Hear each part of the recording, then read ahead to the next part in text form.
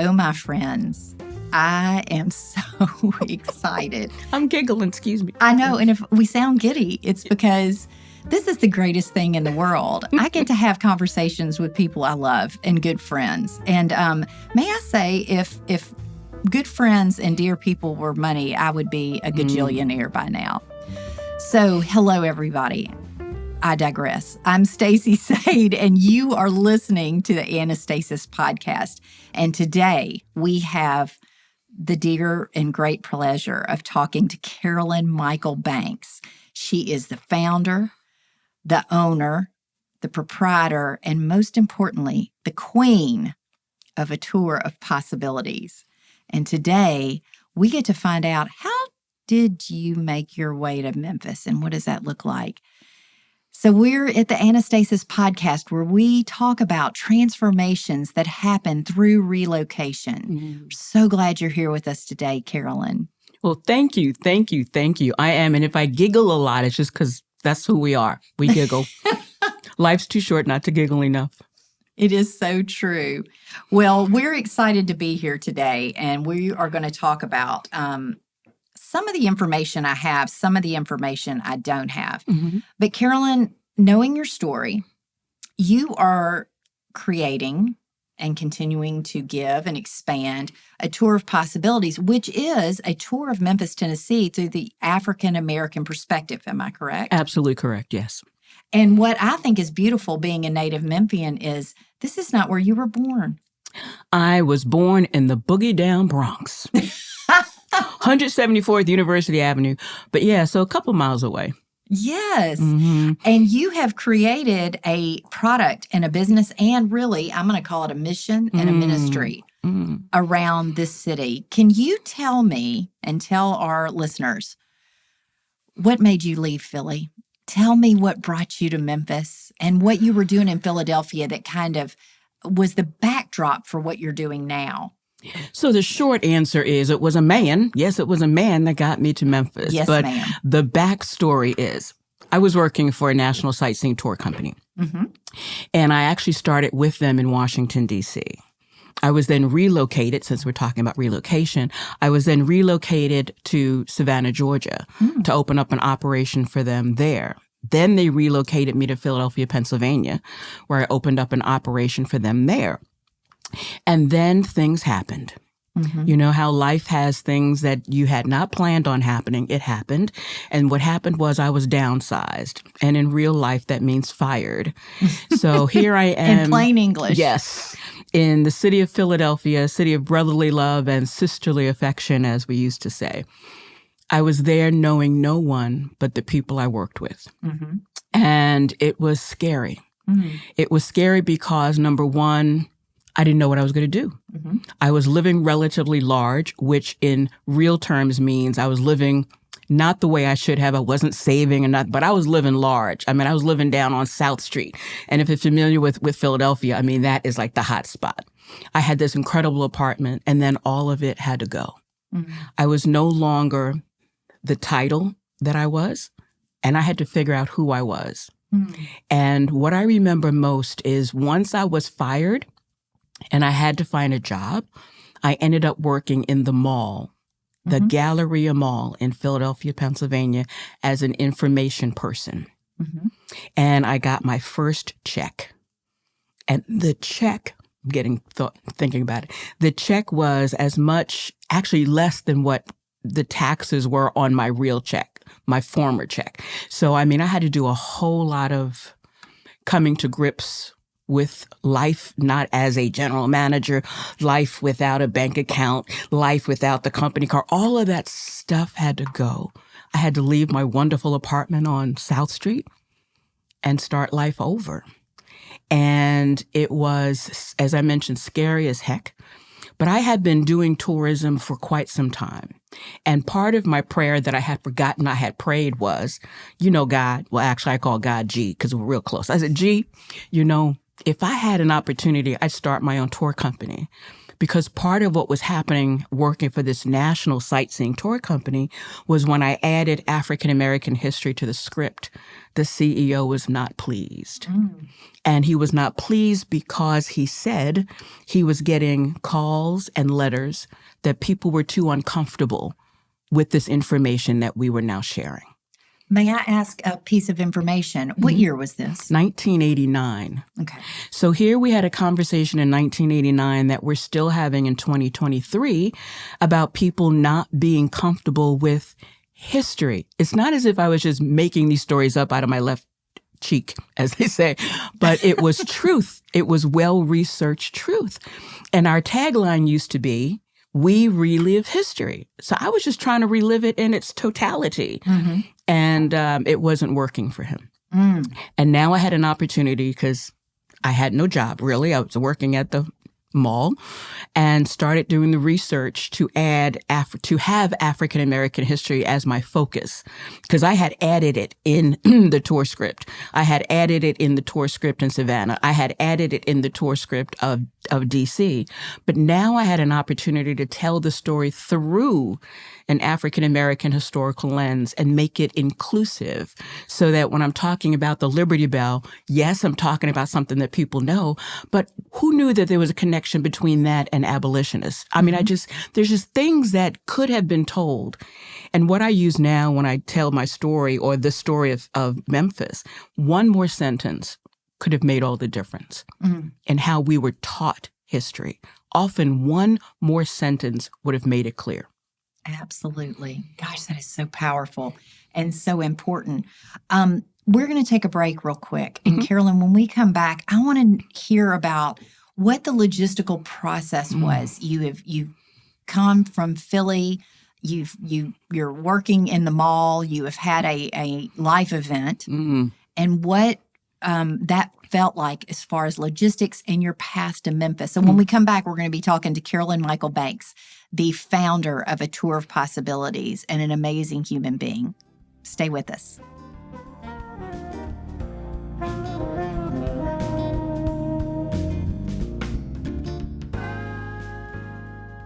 Hey, everybody, this is Stacey from the Annestasis podcast.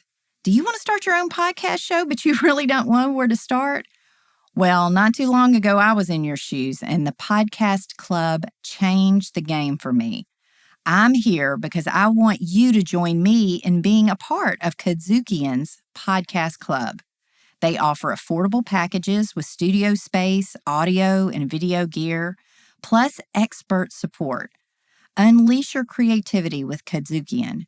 Visit kadzukian.com, KUDZUKIAN.com, and let's turn your podcast dreams into reality.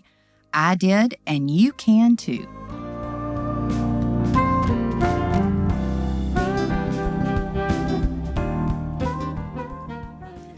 Okay, we're back. So, Carolyn, talk to me about the process.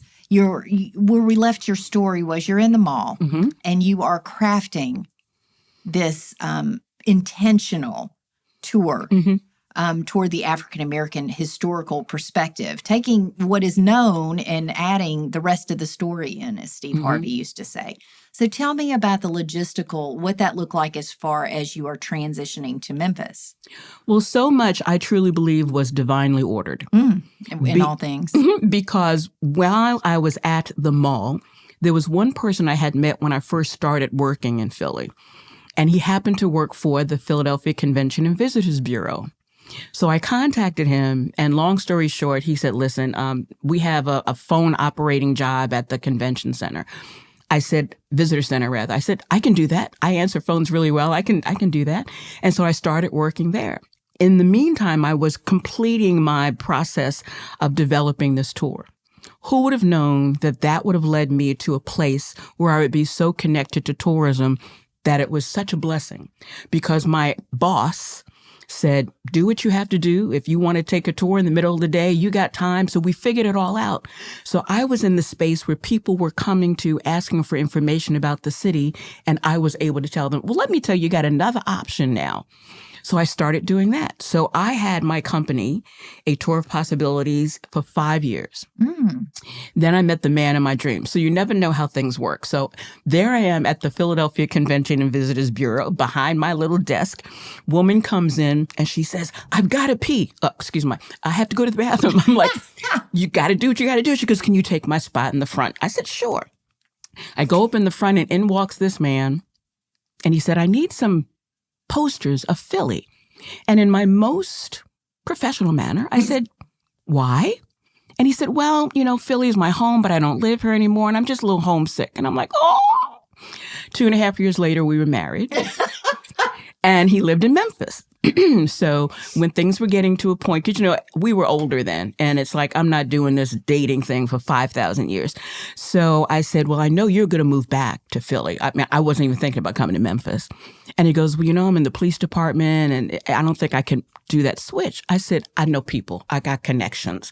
I called all my connections. They said, you have to come and live in Philly for a year before you can get your residency, then start as a rookie officer. Well, he had been on the Memphis Police Department for 13 years at that point. Yeah. So that wasn't going to happen. Long story short. So I said, well, I guess I'm coming to Memphis.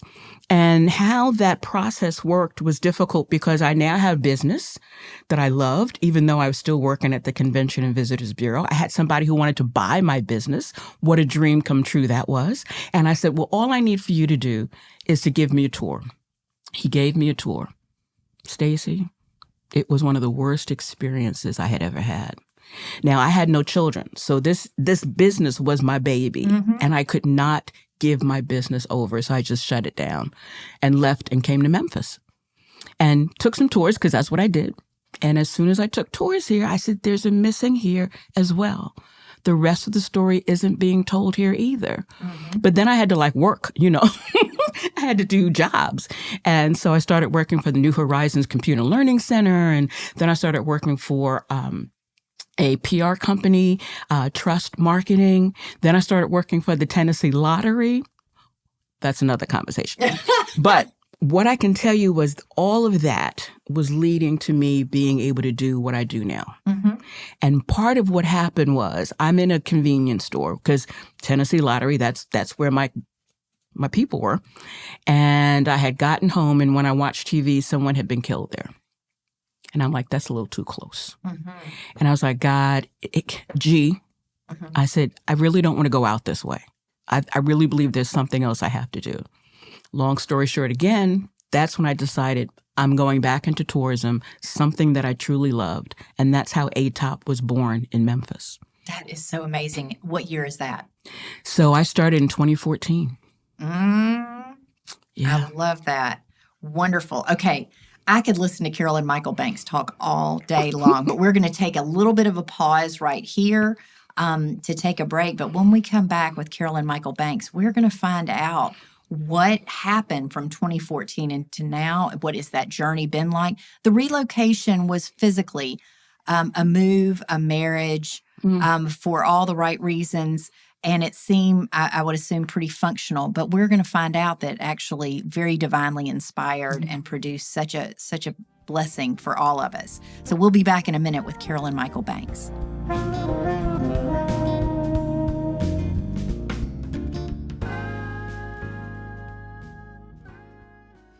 Every week, hosts Larry Robinson and Howard Robertson give a classically fresh look at the biggest stories in sports, plus give perspective on what's happening on and off the court and fields. Plus, Hall of Famers, industry giants, and GOATs stop by and give an in-depth dialogue only on R&R on Sports. Catch new episodes wherever you listen to podcasts and get exclusives at Kadukian.com or on the Kadukian app.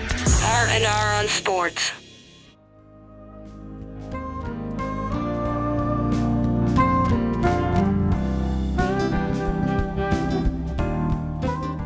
Welcome back to the Annestasis podcast, where we talk about life transformation through relocation. And we are blessed to be able to be talking to Carolyn Michael Banks, the Queen of America. A tour of America. The Queen of America. Ooh. That was a Freudian. Of a tour of possibilities. So, Carolyn, where you are is 2014. You have had another significant life event, which is you were standing in a store and someone passed away, and you realized, hey, this life thing is not guaranteed. No. What is my purpose? Where am I supposed to be going? Catch me up from there. It was part that, and then the other part of it was in 2009, my sister passed. In 2013, my dad passed. And in 2014, my mom passed. So you put that along with seeing people dying in my space, I was like, okay, mortality is like right in my face. And I was like, what have I done in my past that gave me what I need? Because it's more than just getting a check. You got to have this thing, this life thing needs to be real, at least for me. I need to have a purpose to get up, not just because the alarm clock goes off. And I remember tourism did that for me. Being able to tell stories that I knew most people didn't know did that for me. Knowing that after I finished sharing something with people at the end of the tour, they would be like, this was, first of all, not what I expected. And I had a chance to give what my parents taught me, the thing of excellence. And so this was such an opportunity that hadn't really been seen in Memphis completely.